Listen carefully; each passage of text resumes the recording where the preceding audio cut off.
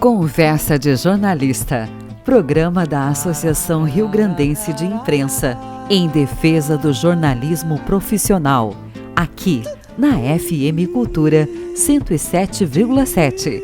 Produção e apresentação, Tatiana Gomes. Olá, sejam todos muito bem-vindos aqui no Conversa de Jornalista, o programa da Associação Rio-Grandense de Imprensa.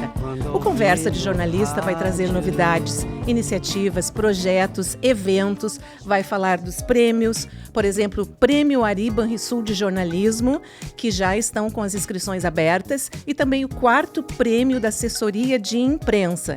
Também vai falar sobre as entrevistas, trajetórias profissionais, enfim, tudo relacionado à comunicação. E se você quiser entrar em contato com o programa para sugerir uma pauta, fazer uma crítica ou mesmo um comentário, você pode entrar em contato no 51 999 31 1004. Vou repetir, 999 31 1004. E o nosso e-mail é ariconversadejornalista@gmail.com. Na edição de áudio e de vídeo hoje, o Júnior Vieira está aqui e na produção a Beatriz, todos da equipe do Estúdio ProHub de Porto Alegre. Em tempos de reestruturação após as perdas que tivemos com a enchente de maio, o bairro Sarandi está reerguendo a sua biblioteca comunitária Girassol. Está arrecadando estantes e armários numa parceria com o Matinal Jornalismo. Então, quem quiser ser voluntário para ajudar na organização dos livros, dos equipamentos, pode entrar em contato com florescer.matinal.org.br. É uma parceria da Matinal Jornalismo com a Biblioteca Comunitária do bairro Sarandi. Vamos apresentar agora o Tambor da Aldeia, com o jornalista Wilson Romero, que também é diretor de Direitos Sociais e Imprensa Livre da ARI. Tudo bem, Romero? Obrigada pela tua participação aqui. Tudo bem, Tatiana? Bem-vindos à Conversa de Jornalista. E eu trago o seguinte destaque. Durante o período eleitoral deste ano, a Coalizão em Defesa do Jornalismo, articulação composta por 11 organizações da sociedade civil, da qual inclusive a FENAGE faz parte, fará o monitoramento de ataques ao trabalho da imprensa na cobertura do pleito, com relatórios publicados semanalmente nas redes sociais e nos sites dos integrantes da coalizão.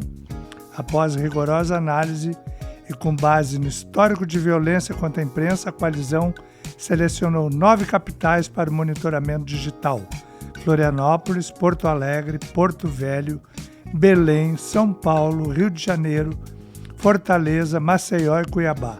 A coalizão conta com a parceria do Laboratório de Estudos sobre Imagem e Cybercultura da Universidade Federal do Espírito Santo, que coletará dados ao longo de 12 semanas, do início da campanha até o fim do segundo turno, de cerca de 200 contas de jornalistas, organizações e candidatos de prefeituras.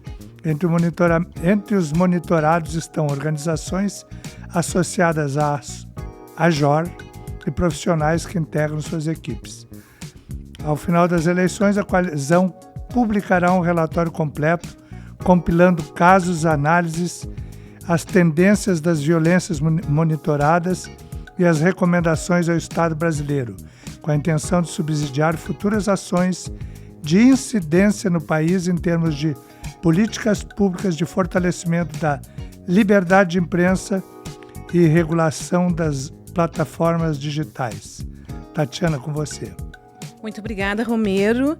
E principalmente nessa época pré-eleitoral é muito importante também a gente pegar uma notícia, apurar, verificar a veracidade, a origem. E nós vamos mostrar agora aqui no nosso painel a campanha, o videotape da nossa campanha, a campanha da ARI, da Associação Rio-Grandense de Imprensa. Sabia que você tem o superpoder de acabar com as fake news? Ah, tá duvidando? Pois é exatamente este o seu superpoder. Duvide. Você tem o direito, o dever e o poder de duvidar de fake news. E na dúvida, não compartilhe.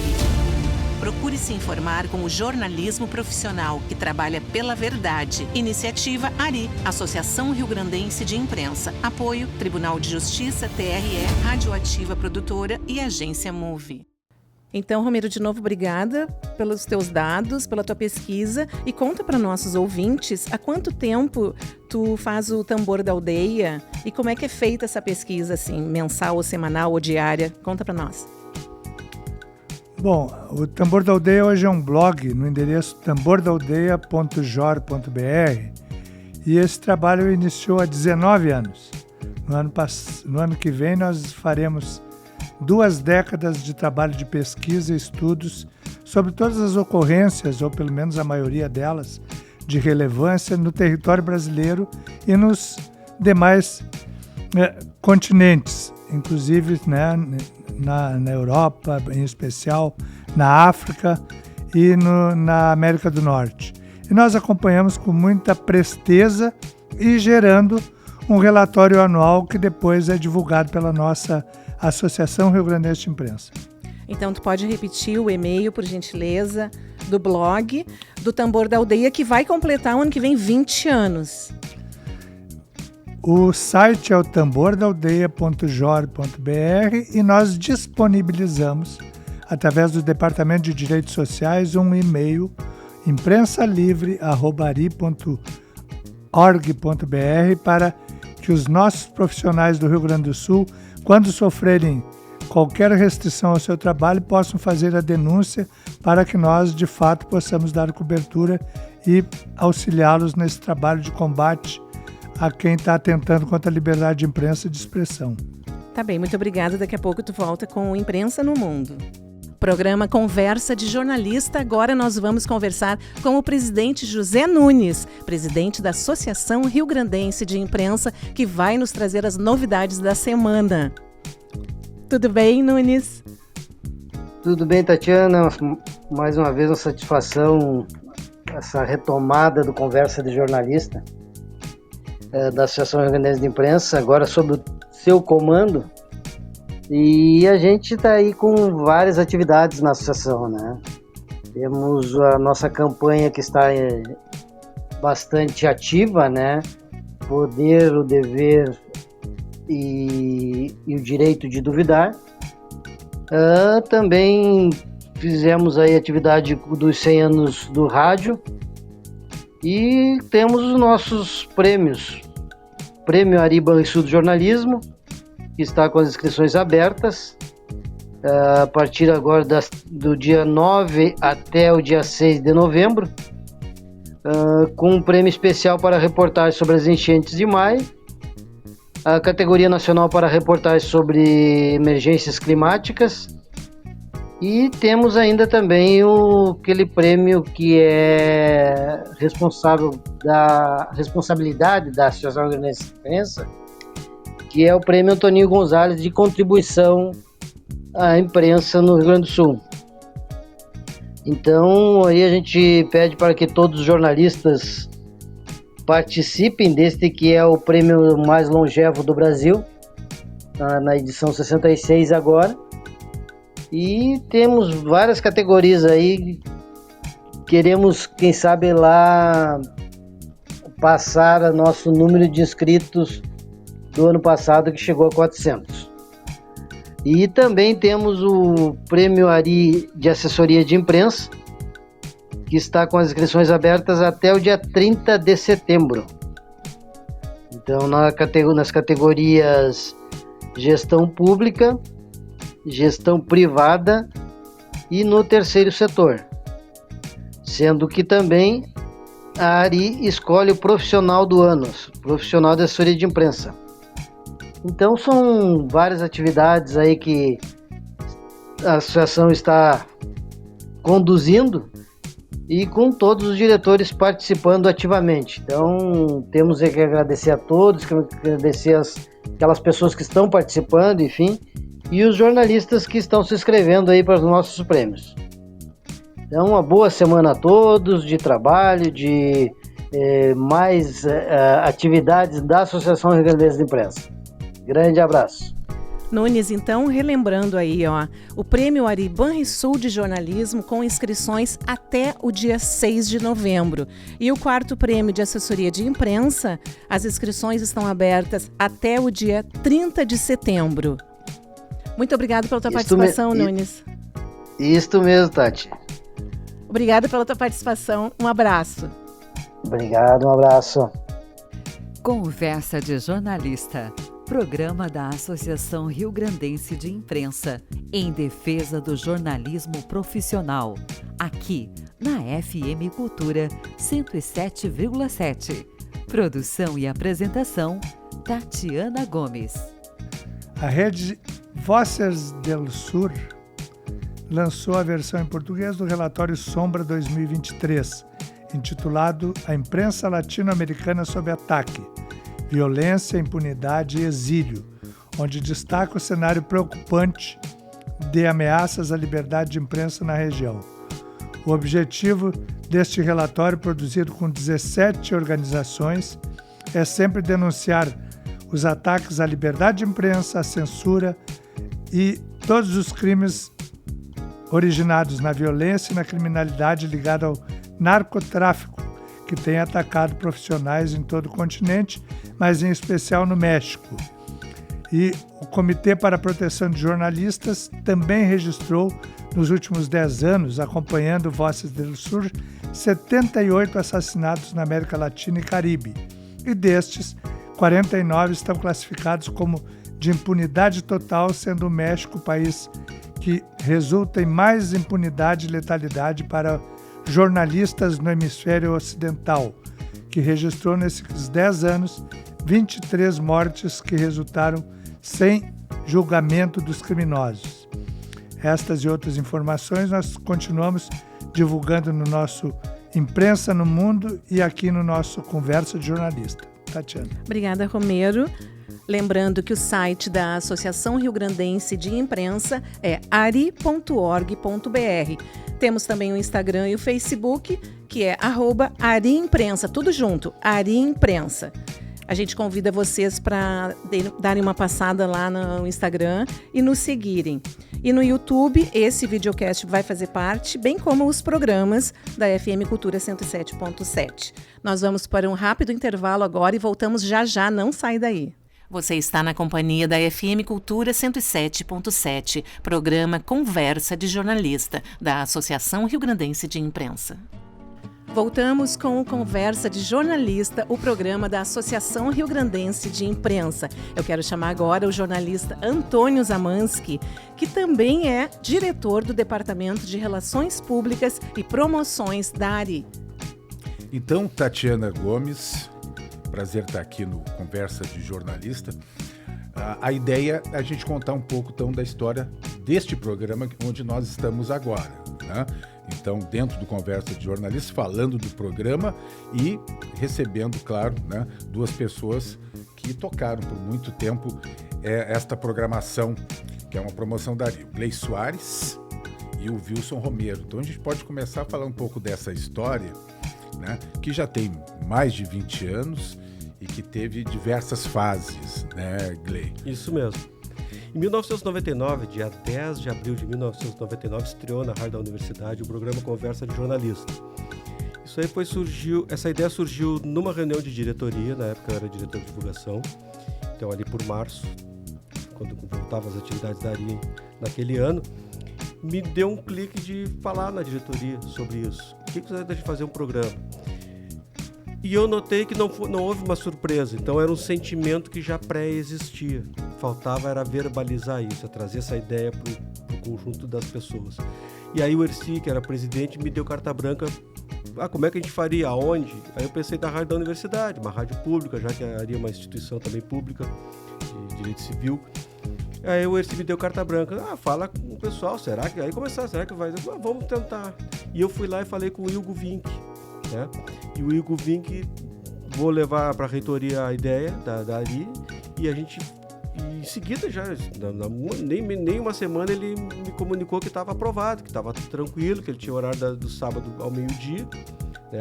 Porque ele me perguntou assim, quando seria? E eu disse, nós temos nosso encontro no bar, que já era um encontro tradicional. Sim. Do Bar da ARI, sempre sábados ao meio-dia, um evento que acontecia no sábado pela manhã, independente de eventos, o encontro já era tradicional, de anos, nem sei quantos anos, não sou tão antigo assim daquela época. E aí eu falei pro Hugo, a nossa ideia era fazer o programa aproveitando que o sábado já tem um encontro tradicional dos sábados pela manhã, a gente colocar uma mesa de áudio e conseguir uma linha privativa e fazer a transmissão ao vivo. E eles adoraram a ideia, porque a rádio só fazia programa ao vivo, não tinha por externas na rádio, a não ser deles, algum evento deles, como Feira do Livro, alguma coisa da própria URGS. E aí ele me incumbiu, então mas a gente não tem como... É uma universidade federal, é uma rádio dentro de uma universidade federal, uma concessão pública, a gente não tem uma verba extra para esse tipo de equipamento, né, de montar. Aí eu falei com o Enio, e o Enio Rockenbach falou com o Celso Costa, na época da Rádio Guaíba, e eles se acertaram, e o Celso foi lá e instalou, em tempo recorde, o equipamento de externa. Era uma linha privativa, LP, chamada antiga LP, hoje é tudo por Wi-Fi, né, mas na época era linha física, por telefone. Nós puxamos um fio de telefone dali lá pro bar dali, que não tinha, e que ele criou a conexão ali, e a gente fez a primeira transmissão com um canal só, era um microfone só. E aí surgiu a ideia, então, do dia 10, estreou logo, a gente queria estrear logo. Isso, 99. 99. Aí 10 de abril de 99, eu fiquei incumbido de fazer essa produção do primeiro programa, e falei com o Hugo Vink, e o Hugo Vink deu a ideia do nome, Conversa de Jornalista. Ele tem até o nome, estava tão empolgado que o Hugo, quando deu a resposta, ele disse, posso sugerir, já tem nome? Eu falei, pode é. Eu estava esperando primeiro o ok da rádio, se ia sair ou não. Então, já vai sair por quanto antes, e a gente não deixou aquilo morrer, porque estava todo mundo, né, extasiado com a ideia do novo programa de uma associação de imprensa. E o Hugo disse, eu tenho um nome. Eu falei, fala o nome, conversa e tal, fechou, levei pra ali e fechou. Então o Hugo foi o padrinho do nome. Autoexplicativo. Tranquilo. Então aí eu falei, vamos fazer o seguinte, eu já trabalhava com produção da TV Guaíba, falei pra ele, vamos fazer o seguinte, como é o primeiro programa e é ao vivo, e é a primeira vez, não teve nem teste de equipamento, foi tudo na hora. O programa atrasou meia hora, era pra ser 1 hora. Feito no Bar Dari, e entrando pela rádio da universidade. Então foi assim, eu e o Enio como apresentadores. Só lembrando, Enio Rockenbach, que nós perdemos há algum tempo, mas era uma das vozes, referências da Rádio Farroupilha, da TV Piratini, né? O Enio Rockenbach, para você ter uma ideia, foi um dos jornalistas que inauguraram a TV no Rio Grande do Sul. Então essa é a dimensão da pessoa que eu estava assessorando na época. E aí o Enio... Ele era apresentador, né? E eu de produção falei, vamos fazer o seguinte, o Erci como convidado, presidente da época, o Alberto André, presidente do conselho, o grande Alberto André, que ficou por mais de 30 anos presidente da ARI. Eu falei pro Hugo, tu fica na rádio de stand-by, se der algum problema, tu entra. Sim, segura lá. E eu convidei o Celso Schroeder, na época era o presidente do Sindicato dos Jornalistas. Então nós tínhamos uma retaguarda de apoio, plano B, porque a rádio não ia sair do ar, agora nós ali era a primeira vez. E foi assim que aconteceu. Só que teve meia hora, porque a gente atrasou meia hora, liga, não liga, tá entrando, não entrando, e a rádio tocando sua música, sua programação normal. A rádio não saiu do ar, nós é que esperávamos entrar no ar. E entramos. Acho que também tava tinha mais um, eu tô lembrando, esquecendo um pouco dos nomes, mas tinha mais 2 que entraram junto com a gente lá. E quando é que entra nessa conversa de jornalista o Wilson Romero? Eu entrei no início dos anos 2000, 2003, 2004, também por provocação do Erci Torma, que havia me incumbido de fazer uma pesquisa sobre atentados à liberdade de imprensa, que resultou num boletim que nós fazíamos semanalmente, que hoje perdura, vai completar 20 anos no ano que vem, que é o Tambor da Aldeia. E daí ele nos incumbiu, diz, entra com um espacinho lá de 2, 3 minutos no programa para que nós possamos ilustrar um pouco mais. E às vezes era 5, 6 minutos, e o Gley reclamava que eu trazia assassinatos do Oriente Médio, do Afeganistão, quando na realidade nós tínhamos que concentrar mais na América Latina e na aldeia. Tá? Mas mesmo assim foi o primeiro passo e que permitiu que daqui a pouco eu começasse a tomar conta dos microfones e ajudar o Gley e o Enio nas entrevistas. E como o bar era muito dinâmico, nós tínhamos que correr atrás para ir ajudando a ilustrar aquele programa que para nós era muito caro, né? E foi um aprendizado muito grande com esses 2 garotos aí, o Gley Soares e o nosso falecido e saudoso Enio Rockenbach, que nós perdemos em 2016. E Gley, o pessoal que estava no bar eram as fontes de vocês, né? Vocês conversavam com essas pessoas. Aí tem uma peculiaridade. A gente sabia que existia a famosa, simbólica mesa 1, que era uma mesa no centro do Bar Dari. Ela era mesa 1, ela podia ser num canto, num outro canto, mas é sempre chamada mesa 1, que onde os decanos Dari, né, o São Paulo, o segundo brasileiro, o Reis, o próprio Antoninho, o Flávio, isso, o Sérgio da Costa Franco, o Jaime Copes, tem seu irmão. Isso. Né?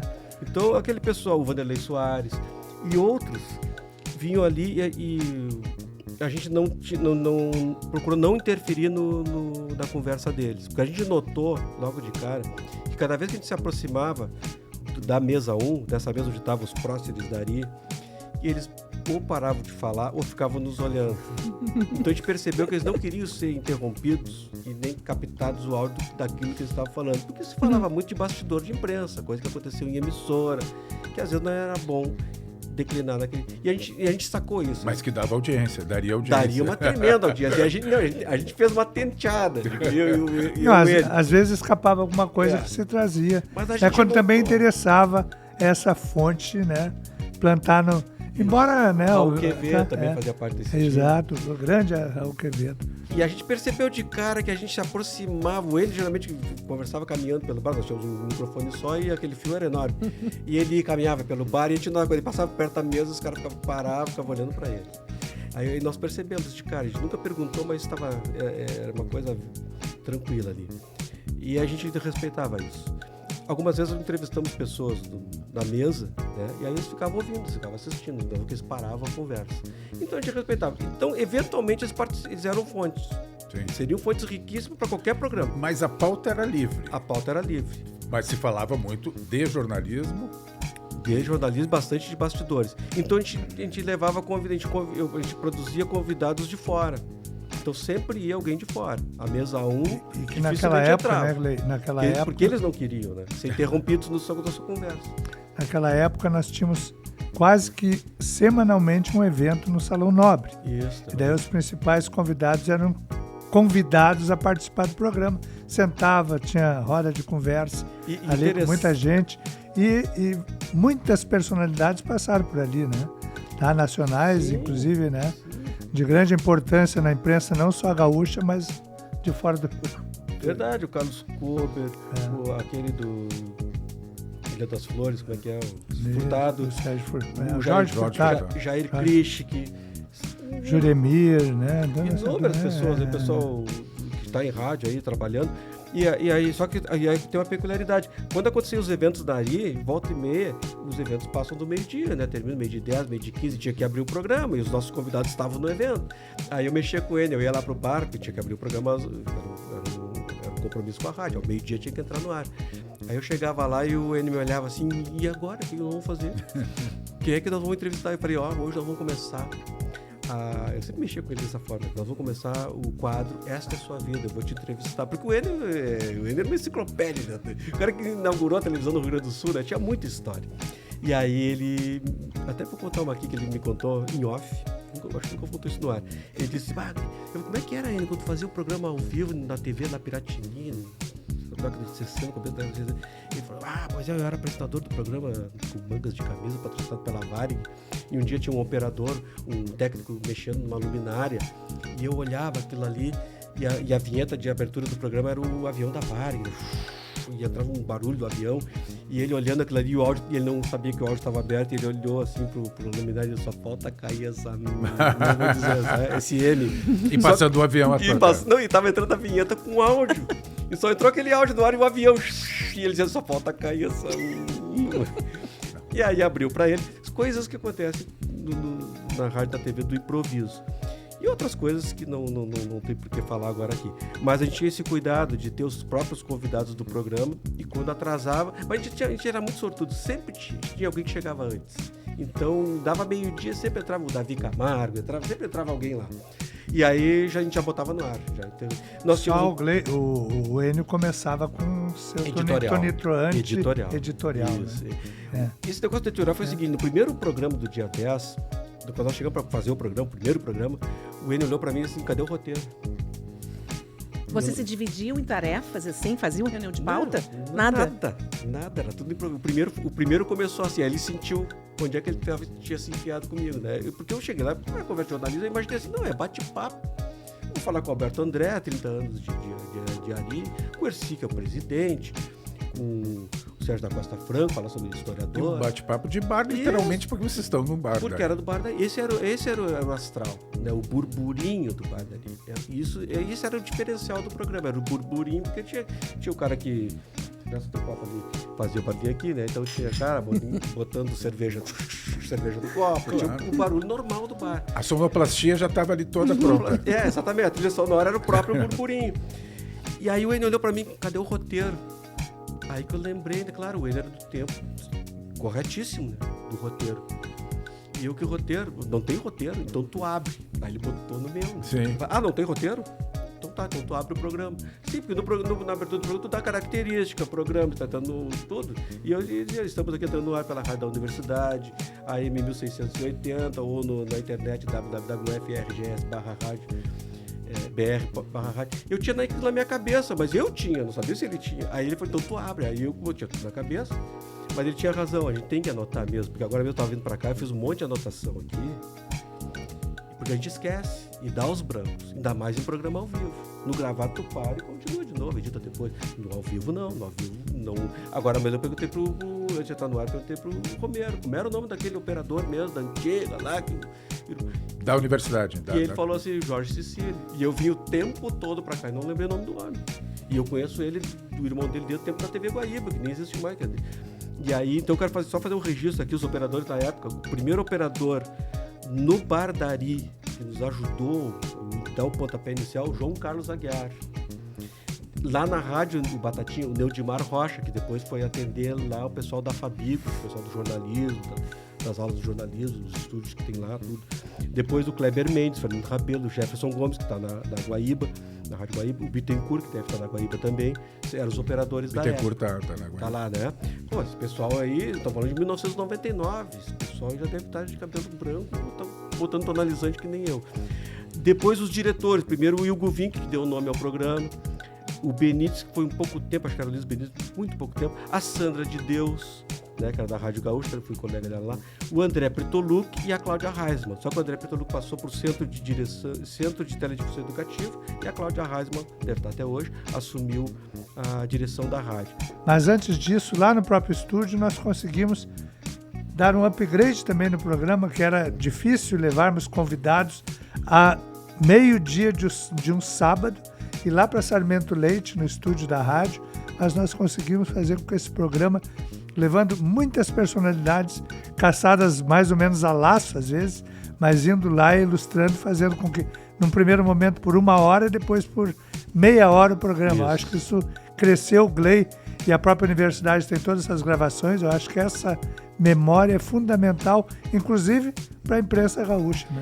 E para quem chegou agora, nós estamos fazendo um importante resgate da história do programa Conversa de Jornalista, com os jornalistas Antônio Zamansky, com o Gley Soares e com o Wilson Romero. Eu vou mostrar para vocês algumas fotos icônicas lá do Bar da Ari.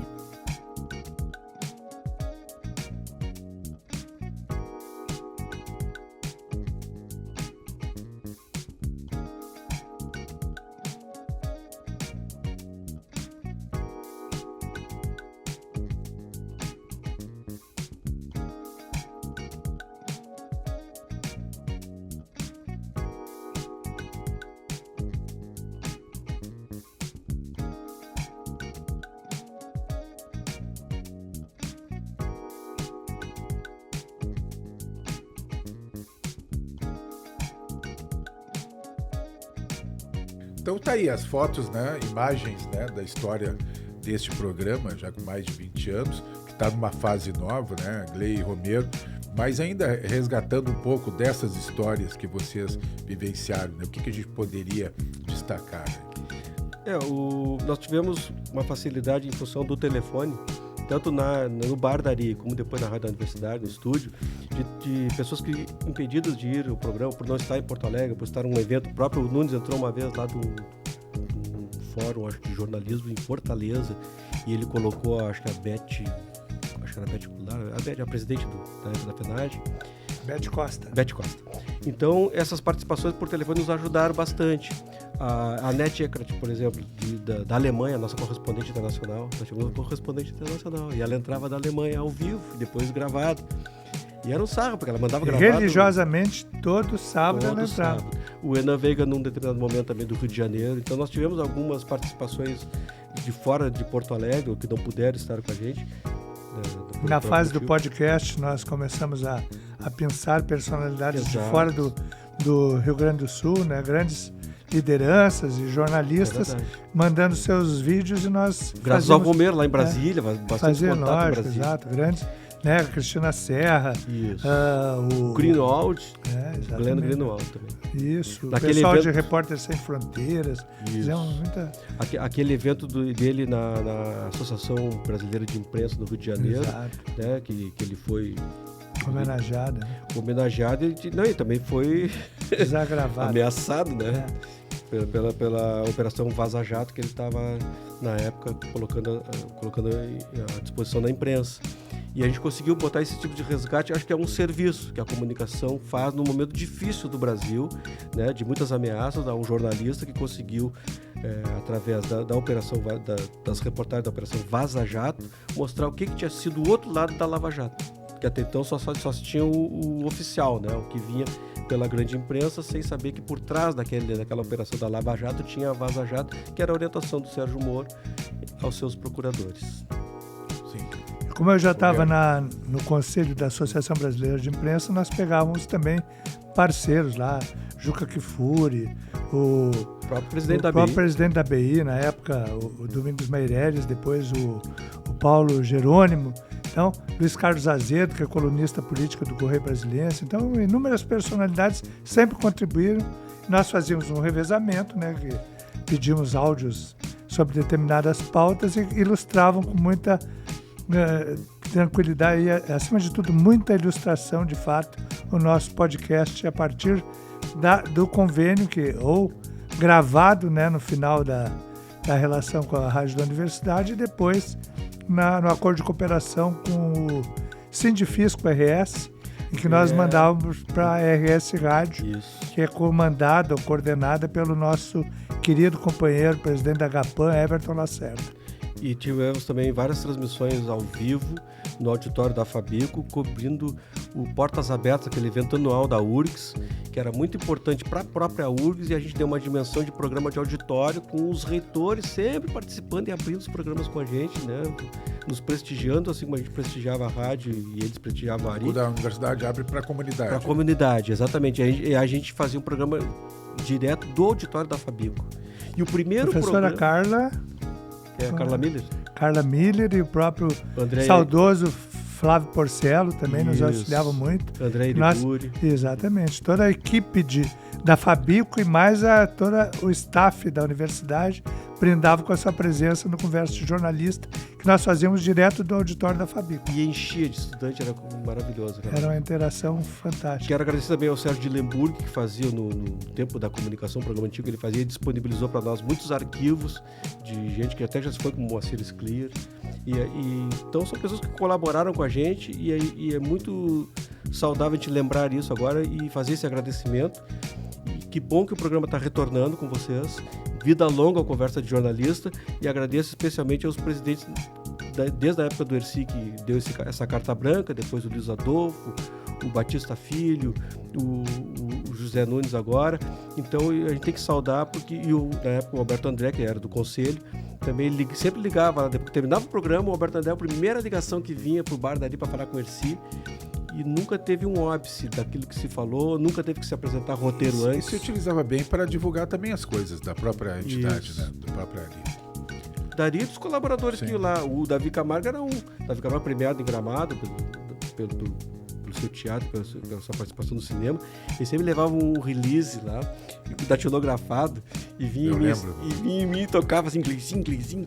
Ele passava nas redações também com esse material. E eu no ar, e ele tocava em mim assim, tu não vai me chamar, tu não vai me mandar. Eu, calma, Davi, tô terminando essa entrevista, já falo contigo. Então, coisa assim. O Cardio de Rosso, Walter Galvani, uma série de personalidades todas Isso que mesmo. brindavam com a sua presença e com o seu brilho nessa nossa conversa. Pode ser mais uma questão. Vou falar assim, então, rapidamente, o quanto para vocês essa experiência foi gratificante, né? Fez parte, então, da história de vocês dois. Principalmente a minha, que eu tinha, depois de formado e entrar no serviço público, eu fui fazer jornalismo na FAMECOS, com o aval do Antoninho Gonzalez, e ao final do curso eu não fui à formatura. Eu fui lá pedir para o Antoninho para me dar o diploma e disse assim, não, tu vai te formar em gabinete, mas lá no Bardari. E lá começou com aquelas personalidades todas que nós vimos, inclusive há pouco tempo eu divulguei uma imagem, estava lá, na hora que eu recebi o diploma de Benigno Rocha e do próprio Antoninho, estava lá na frente quem? Flávio Alcaraz Gomes, Jaime Copes, tem Sérgio da Costa Franco, todos esses monstros da nossa imprensa, Bastos, tá? Estavam lá todos me saudando, daqui a pouco aplaudindo. Eu digo, mas o que eu estou fazendo aqui? No boteco, no Bardari, Sim, eu lembro que dessa era imagem. em cada reunião, né? Ao final dessas reuniões de sábado, o saudoso Alberto André dizia, rumo ao bar. Isso. Gley. Um registro que eu deixo aqui, quando eu estive no Rio de Janeiro, quando ele foi homenageado lá, ele é presidente, se torna presidente dali, foi homenageado no Palácio Tiradentes, que é a Assembleia Legislativa do Rio de Janeiro, e eu fui lá por minha conta, inclusive. E tinha uma reunião, eu não sabia, achei que era isso, mas não era só isso, tinha uma reunião das associações de imprensa de todo o Brasil. São Paulo, Santa Catarina, Pernambuco, todo, da maioria delas lá. E eu fui lá com um gravadorzinho de mão, na época, cassete, gravando, porque eu ia botar no programa Conversa de Jornalista. Aí eles se ligaram. O que eu me toquei? Que a nossa associação de imprensa, ela foi pioneira, inclusive, nisso. Era a única associação de imprensa do Brasil que tinha um programa de rádio permanente, todos os sábados. E isso eu achei legal, sei, porque a gente faz uma coisa assim, não tá dando bola, não tá dando tanta importância, não sabe nem a dimensão do valor que tem, e os caras, que maravilha, a Associação de Imprensa do Brasil tem um programa de rádio, tem, e pela Rádio da Universidade, que tem outra instituição também bastante forte, e agora pela FM Cultura também é outra instituição bem valorosa. Então eu acho que são coisas que a gente vai fazendo assim voluntariamente, que o nosso trabalho da área sempre foi voluntário, né? Não ganha para isso, e financeiramente, mas ganha uma satisfação, um prazer profissional que é incomensurável. Muito bom. Acho que é isso, né, Tatiana Gomes? Excelente papo, pouco dessa história. Muito bom, olha, eu adorei. É importante fazer esse registro. Sim, e vai para o YouTube, e vai para a rádio, e eu quero agradecer imensamente a vocês, a presença do Antônio Zamansky aqui, do Gley Soares, do Romero. O Romero vai estar com o Tambor da Aldeia e o Imprensa no Mundo. E o Gley tem que voltar um dia para nos contar as suas histórias de produção com o Jaime Cobstein, que eu estou muito curiosa para saber. O Zamansky aliar o jornalismo à arte, ao teatro, porque a gente sabe que tu é um excelente ator, tu vai ter ao cinema também, sim, tu vai ter que voltar outro dia para nos contar toda a tua trajetória, né? Importantíssimo. Será um prazer. Sim. O programa que eu encerrei não terminou. Teve também na rádio, tempo que era no Bardari. Eu encerrei o programa e toquei no microfone assim e ouvi que eu tava no ar. Isso eu conto outro dia. Fica com gostinho. Spoiler. Então, Zamansky, tá por ti fazer as tuas considerações. Não, muito obrigada. É isso. Ótimo. Eu quero te agradecer pela presença aqui e pode chamar que a gente vem. Tá? Então, muito obrigada de novo para vocês, meninos, e obrigado a vocês que estiveram conosco, sua companhia, e a gente se vê na semana que vem. Tchau.